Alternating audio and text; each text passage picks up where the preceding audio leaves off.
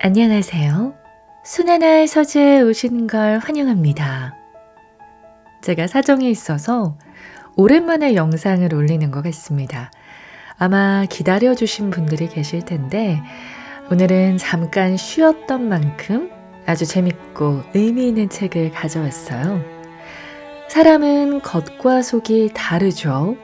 아니, 더 정확히 말하면 대부분의 사람은 다른 척을 하며 살아갑니다. 착한 척, 친절한 척, 관심 없는 척. 그래서 인간관계는 늘 어렵고 사람은 늘 헷갈리죠. 그런데 만약 누군가의 눈빛과 말투만으로 지금 무슨 생각을 하고 있는지, 진심은 무엇인지, 어떻게 대응해야 하는지를 알 수 있다면요. 오늘 소개할 책은 사람 읽기 시크릿 인간 심리 36입니다. 36가지 심리 기술을 통해 사람의 감정, 욕망, 거짓말, 불안, 의도를 간파하는 법을 알려줍니다. 인간관계에 지친 분, 누군가에게 휘둘리지 않으려는 분, 그리고 사람을 꿰뚫어보는 눈을 갖고 싶은 분이라면 이 책은 단순한 심리서가 아니라 실전 매뉴얼이 될 겁니다. 이 책을 읽고 싶으신 분들을 위해 이벤트도 준비했어요. 고정 댓글로 책성장 카페에 오셔서 신청해 주시면 됩니다. 그럼 이 책을 읽으며 인간의 심리를 파헤쳐 보시죠.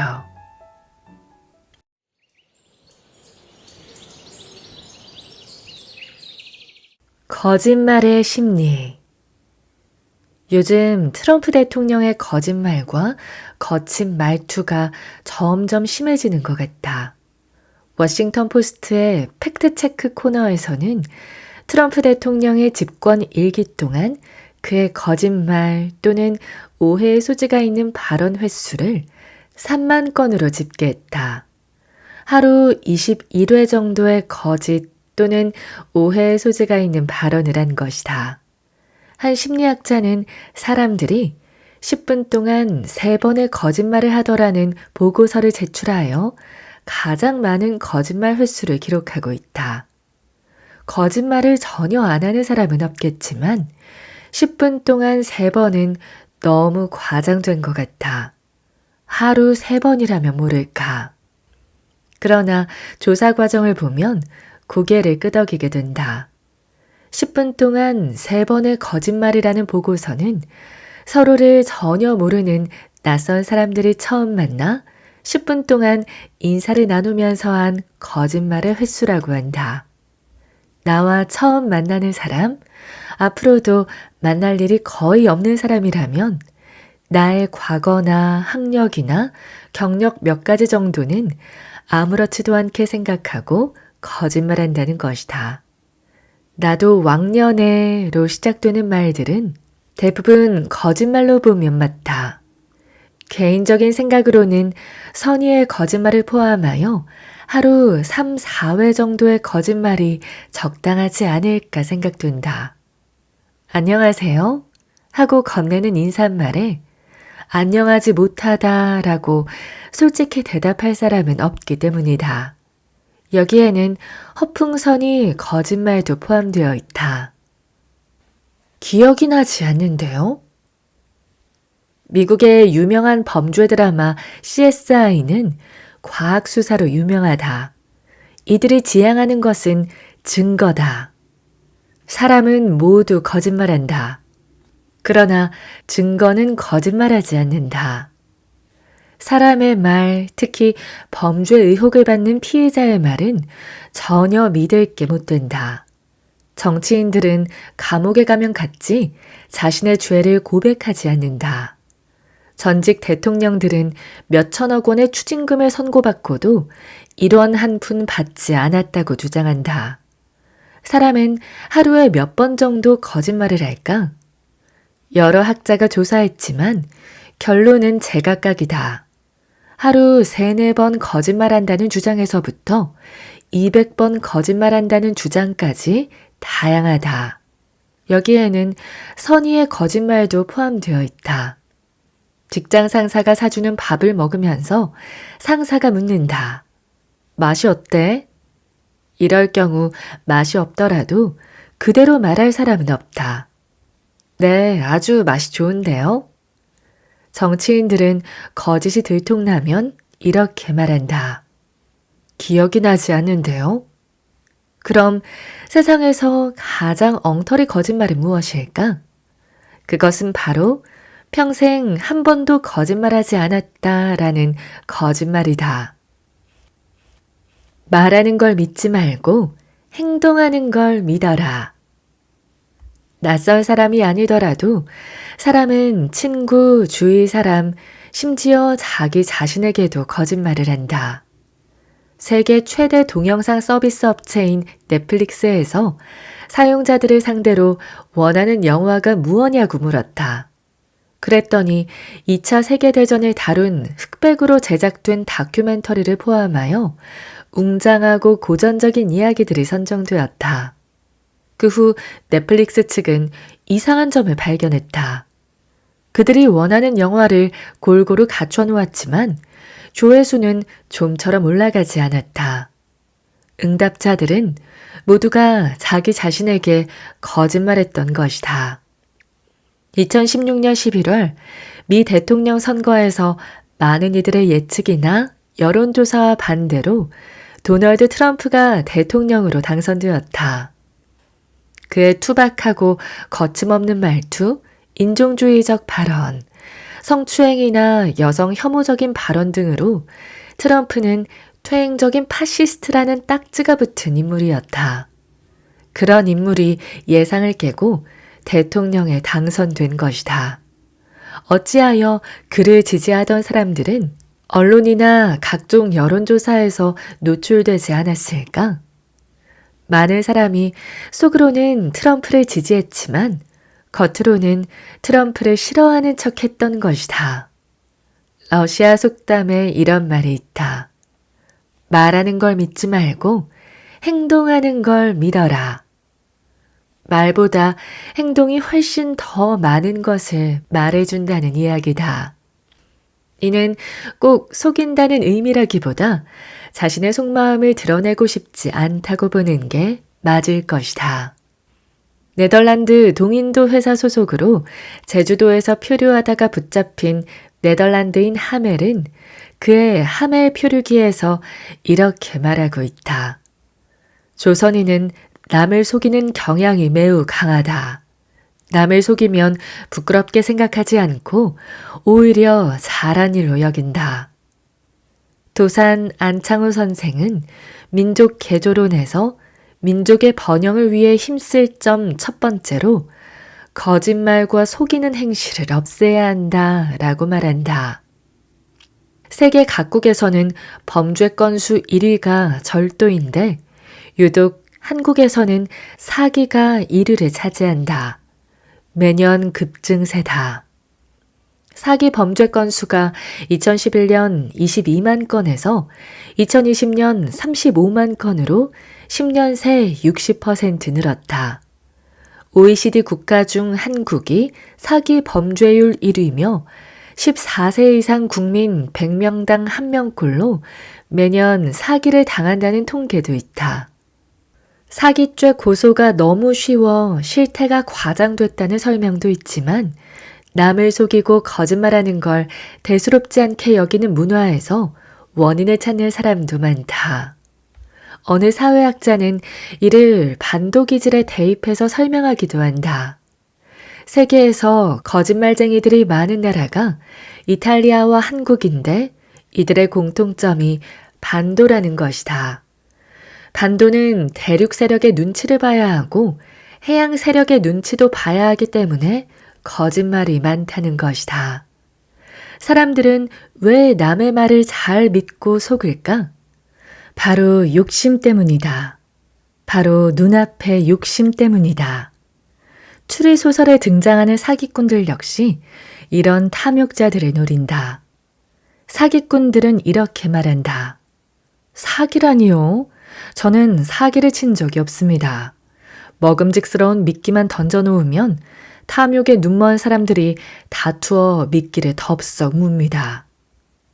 2024년도 세계 사이버 금융 범죄 피해액은 드러난 규모만 9조 5천억 달러 수준이었다. 악의적 거짓말, 이타적 거짓말, 선의의 거짓말. 영화 거짓말의 발명은 우리나라에서는 그곳에선 아무도 거짓말을 하지 않는다는 제목으로 번역되었다. 주인공 마크 벨리스는 인류가 아직 거짓말을 모르는 사회에 살고 있었다. 그의 직업은 시나리오 작가였다. 그러나 거짓말이 없는 세상이니 시나리오 소재도 기껏 역사 이야기밖에 쓸 거리가 없었다. 역사의 설명을 덧붙이면 성우들이 읽어나가는 형식으로 진행되었다.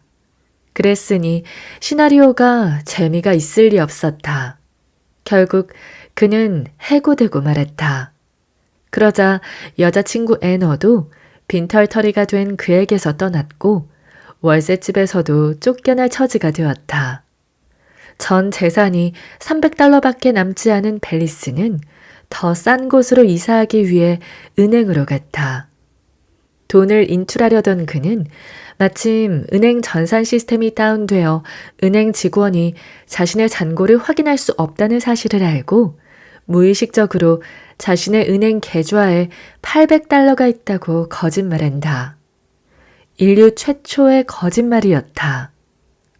거짓말이 없는 사회다 보니 은행 직원은 의심 없이 $800를 내줬고 그 종잣돈을 가지고 카지노에 간 그는 역시 거짓말로 큰 돈을 따고 사실이 아닌 이야기를 사실인 것처럼 시나리오를 써 시나리오 작가로도 크게 성공했다.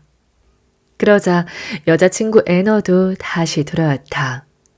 애너와 데이트를 하던 중 어머니가 위독하다는 소식을 접한 벨리스는 병원으로 달려가 죽음의 두려움에 떨고 있는 어머니에게 거짓말한다. 사후 세계는 영원한 무가 아니라 사랑했던 이들이 기다리고 있고 고통도 없고 사랑만이 넘치는 영원한 행복의 세계라고 말한다. 그 말을 들은 어머니는 편히 죽음을 맞이할 수 있게 된다. 벨리슨의 거짓말을 들은 의사와 간호사들은 신문 기자들에게 벨리슨이 사후 세계에 대해 훤히 알고 있다고 제보하여 그는 순식간에 유명인사가 된다는 내용이다. 거짓말은 이처럼 위력적이다. 스포츠에 비유해보자. 모든 스포츠에는 규칙이 있다.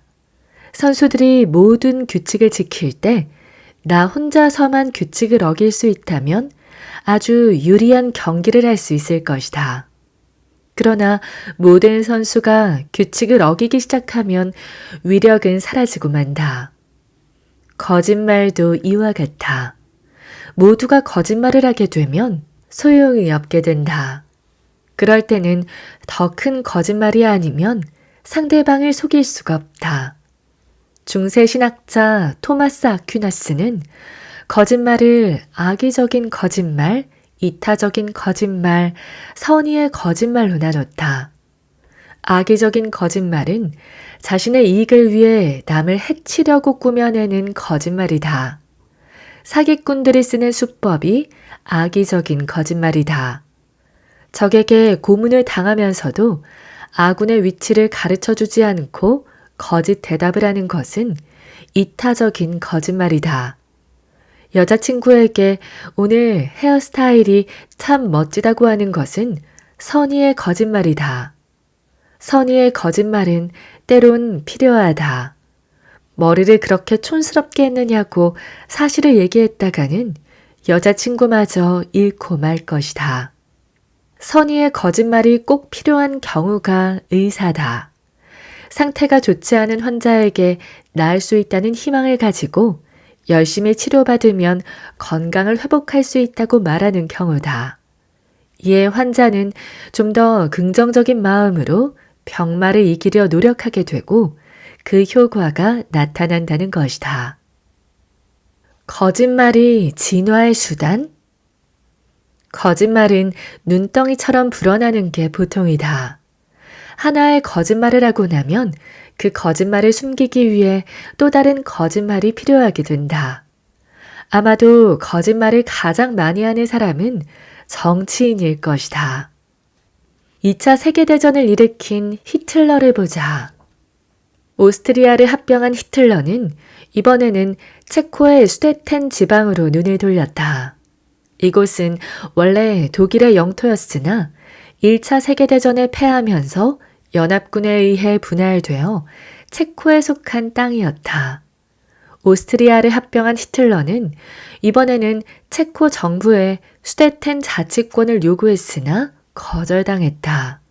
그러자 유럽 각국은 히틀러의 수데텐 공격 여부에 촉각을 곤두세우고 있었다. 1938년 히틀러는 이 문제만 해결되면 더 이상 유럽 영토에 대한 야심은 없다고 강조했다. 이에 영국 총리 체인벌린은 프랑스와 이탈리아까지 끌어들여 수데텐을 독일에 할양한다는 내용의 뮌헨 협정을 체결했다. 체인벌린은 이것으로 히틀러와 독일 파시즘의 팽창 의욕을 꺾었다고 생각했다. 그러나 히틀러는 협정서의 잉크가 마르기도 전에 뮌헨 협정을 파기했고 다시 6개월 후 폴란드를 침공했다. 이로써 2차 세계대전을 일으켰다. 그래서 뮌헨 협정은 유화 정책의 대표적인 비극으로 기록되고 있다. 정치인의 거짓말에 대해 처칠은 이렇게 말했다. 정치인은 거짓말할 줄 알아야 한다. 그러나 거짓말이 탄로났을 때는 그 이유를 설명할 줄도 알아야 한다. 거짓말을 가장 적게 하는 사람은 우울증 환자라고 한다. 엘라베마 대학 정신의학과 찰스 포드 교수에 의하면 우울증에 걸린 사람은 거짓말을 거의 하지 않는다고 한다. 우울한 상태에서는 주변을 냉소적으로 관찰하고 다른 사람보다 현실을 더 정확하게 본다. 따라서 보고 들은 것을 그대로 해석한다. 다른 사람뿐만 아니라 자신을 판단할 때에도 환상이나 허위를 적당히 섞지 못하고 있는 그대로 이야기하면서 더욱 절망의 늪에 빠진다는 것이다. 우리는 거짓말에 대해서는 일부 선의의 거짓말을 제외하고는 모두 비난을 서슴지 않는다. 그러나 여기에 대한 반격도 만만치 않다. 독일의 심리학자 클라우디아 마이어는 거짓말의 딜레마에서 거짓말은 생명체가 거친 환경에서 생존하기 위한 진화적 필요 때문에 발달했다고 주장한다. 그리고 사회적으로도 조직을 형성하기 위한 필요성에 의해 선택된 적응 방법의 하나라고 주장한다. 물론 악의적인 거짓말이나 나쁜 결과를 낳은 거짓말은 나쁜 것으로 부정되지만 진화적 적응으로서의 거짓말을 모두 나쁘다로 규정하는 것은 맞지 않는다는 이야기다. 옥스퍼드 대학 리처드 도킨스 교수는 이기적 유전자에서 진화론의 새로운 패러다임으로 진화를 설명한다. 그에 의하면 인간을 포함한 모든 생명체는 DNA 또는 유전자에 의해 창조된 생존 기계며 자기의 유전자를 후세에 남기려는 이기적인 행동을 수행하는 존재라고 주장한다. 거짓말 역시 진화의 원동력이며 생존 전략이라는 것이다. 모든 사람이 이타적인 행동만 한다면 인류는 곧 멸망할지도 모르리이다. 질투의 역사. 질투의 역사는 길고도 길어 창세기까지 거슬러 올라간다.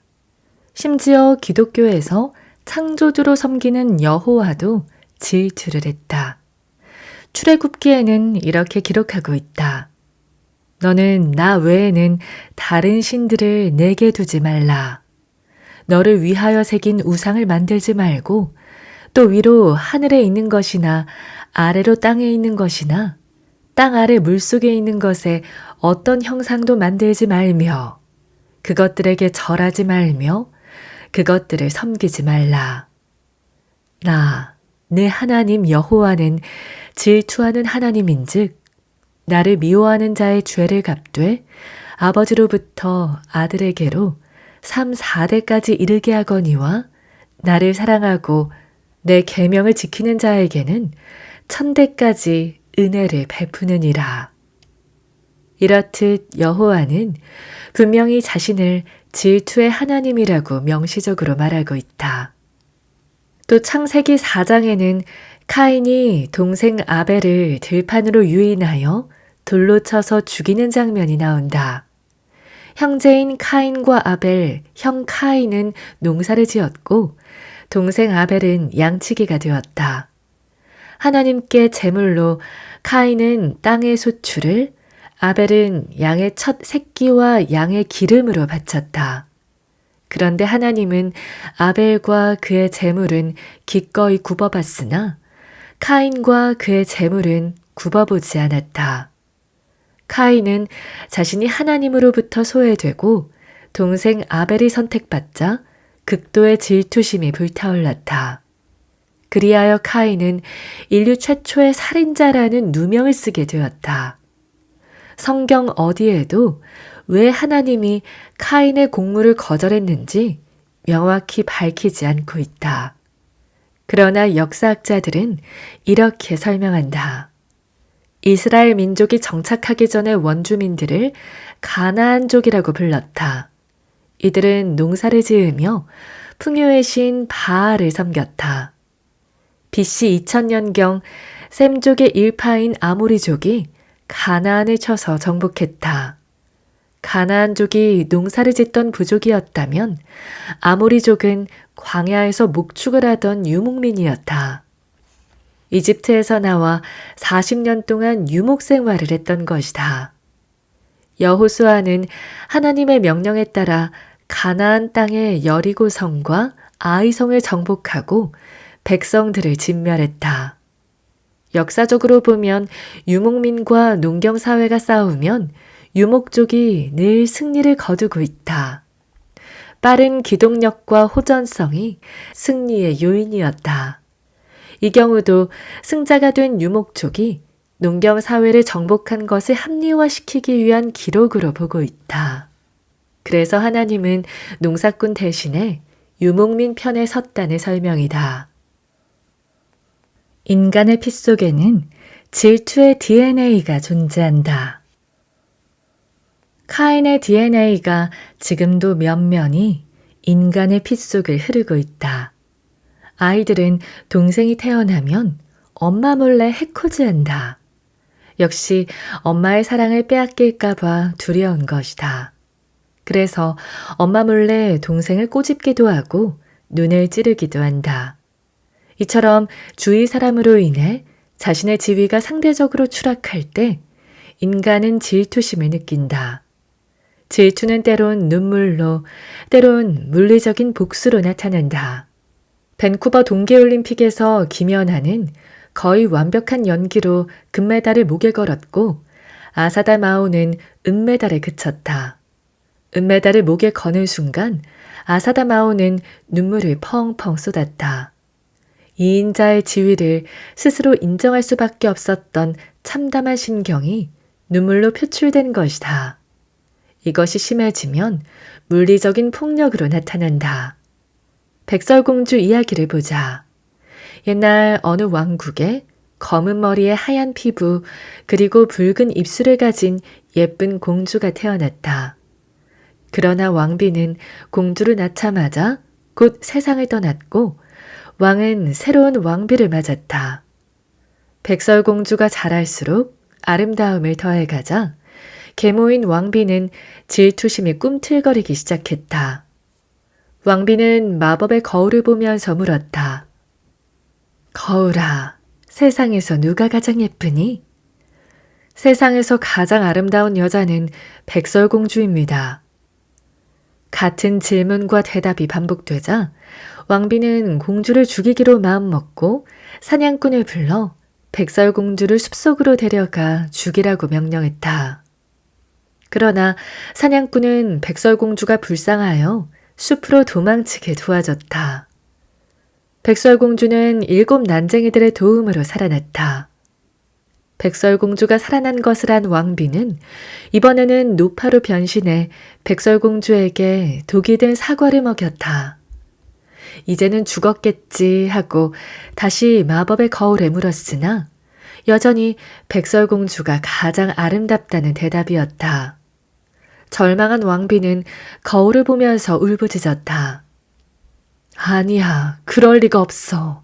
백설공주는 독이 든 사과를 먹고 죽었단 말이야. 그러자 거울이 대답했다.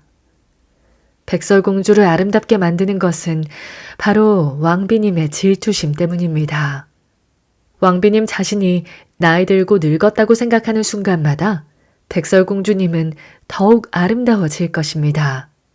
왕비님의 마음씨를 바꿔야 합니다. 이 이야기는 물론 동화지만 일말의 진리를 담고 있다. 질투는 바로 마음에서 비롯된다는 것이다. 질투는 거리의 제곱에 반비례한다. 엄마는 동창 모임만 다녀오면 엄친아 타령을 한다. 글쎄, 엄마 친구 아들은 이번에 이렇게 엄마의 엄친아 타령이 시작되면 자녀들은 기가 죽는다. 외모, 재능, 능력에서 자신은 비교가 되지 않기 때문이다. 처음에는 엄친아가 부러웠지만 엄마의 타령이 반복되다 보면 엄친아에 대한 강한 증오가 솟구친다. 그 미움과 증오의 감정이 질투다. 질투는 흡사 만유인력의 법칙을 닮았다. 거리의 제곱에 반비례한다. 멀리 있는 사람이야 잘 되든 못 되든 나와는 상관이 없지만 가까이 있어 나와 직접적으로 비교의 대상이 되는 사람일수록 질투는 강하게 일어난다. 그래서 사촌이 땅을 사면 배가 아픈 것이다. 한국 남자들이 가장 배가 아플 때는 동서가 좋은 차를 구입했을 때다. 그것도 손아래 동서가 명품 자동차를 구입했다면 겉으로는 축하한다면서도 속으로는 도가니가 끓는다. 여기에 부인까지 가세한다. 아니, 동생네는 명품차를 구입했는데 당신은 뭘 했소? 이렇게 되면 부인과 한동안 냉전을 치르고 처갓집 가족 모임에도 가기가 싫다. 그리하여 무리해서라도 더 좋은 차를 구입하려 든다. 반면 여자들이 가장 열받을 때는 언제일까? 동창 모임에 나갔을 때 지지리도 공부 못하던 수기가 명품 옷과 가방을 휘두르고 나왔을 때다. 그래서 다음 모임에는 빚을 내서라도 명품 옷과 가방을 구입하려 드는 것이다. 러시아 월드컵에서 한국은 16강 진출전에서 전 대회 우승팀 독일을 2대 0으로 이겼다. 그러자 전국은 열광의 도가니가 되었다. 그러나 16강에는 진출하지 못했다. 반면 일본은 벨기에와 16강 진출을 위한 일전을 남겨두고 있었다. 벨기에는 일본에 비해 월등히 강력한 팀. 그런데 뜻밖에도 일본이 전반전에서 2대 0으로 이기고 있었다. 그러자 많은 사람이 TV를 껐다. 일본이 이기는 꼴을 보기가 싫었던 것이다. 그러나 웬걸 다음날 아침 벨기에가 일본을 3대 2로 이겼다는 뉴스가 전해졌다. 이렇게 속이 시원할 수가. 일본이 졌다는 소식이 우리가 16강에 진출하는 것보다 더 통쾌했던 것이다. 캐나다에 사는 한 교포의 전언에 의하면 우리가 독일을 2대 0으로 이기자 가장 신바람 나는 사람들은 영국인들이었다고 한다. 영국과 독일은 역사적으로 영원한 앙숙이었다. 이것이 이웃에 대한 우리의 솔직한 감정인 것이다.